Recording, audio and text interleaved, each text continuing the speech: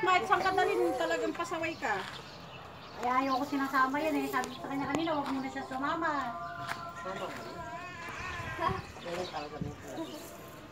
Utang na minsan na tito. Dahil alam ko na kung bakit alapa yung mga yun. Baka umi-extra kay paring mom. Sila panggat, weweng. May extra yun. Sila? Wala pa ako. Kasi may patrabaho sa paring mom ngayon. Mamaya ako.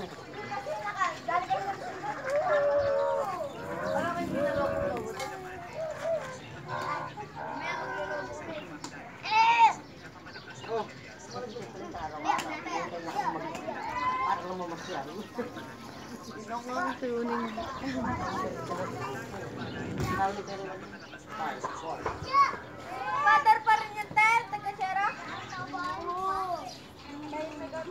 Ganyan din, kulang kamay!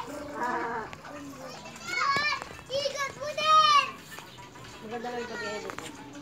Kaya tayo. Yes, ang ganda. Yung?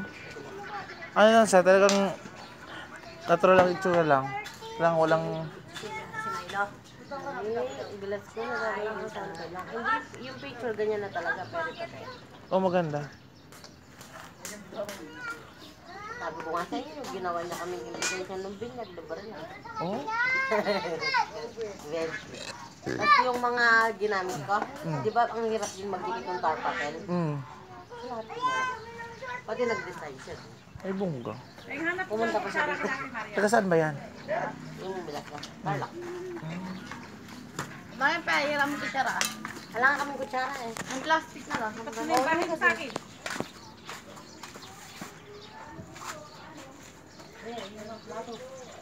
Gato.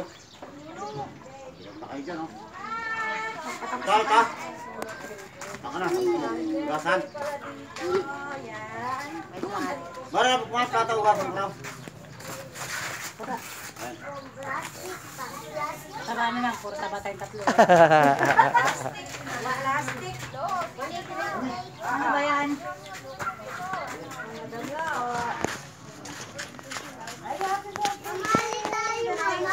Ilang taon ka na?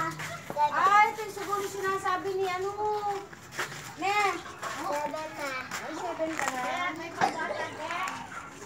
Ang bata. Eh, kaso mo ta? Share ng ganito. Ay, okay na lang. Pag-short mo na lang. Wow! Regalo ka na sa Lina! Ano sasabihin mo? Hindi, pinapatabi ko Ito, lang yan. anong gusto mo dito? Yan o yan. Yun, mas dalaga yun. Kesa dyan, pag lalaki yun na. Thank you po, Lola. Kama.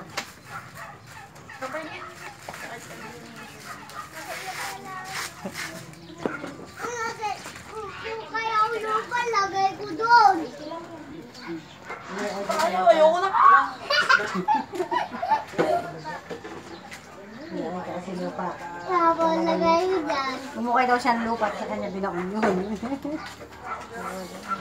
Pagka-picture si ate sa kay Oo, kay father. Ano si father niya? Yung Kobe Father na sa phone. Oo.